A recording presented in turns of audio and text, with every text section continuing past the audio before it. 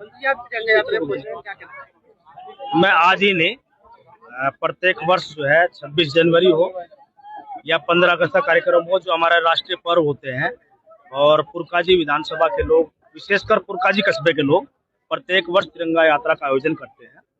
और इसमें शामिल होने का सौभाग्य मुझे भी प्रत्येक वर्ष प्राप्त होता है। लेकिन आज विशेष है, एक कैबिनेट मिनिस्टर के रूप में आज मैं पहली बार इस तिरंगा यात्रा में शामिल हुआ हूँ। पहले भी ऐतिहासिक रहती थी, आज भी ऐतिहासिक है। आज हम सभी लोग, पूरे तमाम सभी देशवासी विदेशों तक 77वां गणतंत्र दिवस हम लोग मनाने का काम कर रहे हैं। मैं आपके माध्यम से समस्त अपनी विधानसभा के लोगों को, जनपद वासियों को, प्रदेशवासियों को, देशवासियों को अपनी ओर से, परिवार की ओर से, मेरे राष्ट्रीय लोकदल परिवार की ओर से, पूरे एनडीए परिवार की ओर से सभी को हार्दिक शुभकामनाएं देता हूं। क्योंकि आज हमारे देश का संविधान लागू हुआ था, जिस संविधान के आधार पर देश की सरकारें, शासन, प्रशासन काम करता है जनता के हित में। एक ऐसा संविधान हमारे देश का है जिसमें सबकी बात होती है, सबकी समानता की बात होती है, सबके अधिकारियों की बात होती है, बिना किसी भेदभाव के होती है। तो एक बहुत अच्छा संविधान हमारे देश का है।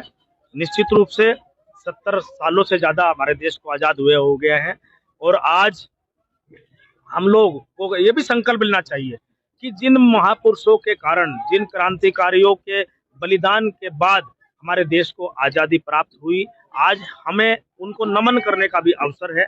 उनको नमन कर कर आज हमें संकल्प लेना चाहिए कि निश्चित रूप से जिस जगह, जिस स्थान पर जहां हम खड़े हैं, उससे आगे की हमें रणनीति तैयार करके कैसे हम देश के लिए अधिक से अधिक काम कर सकते हैं, कैसे देश के निर्माण के लिए काम कर सकते हैं, कैसे राष्ट्र के निर्माण के लिए काम कर सकते हैं।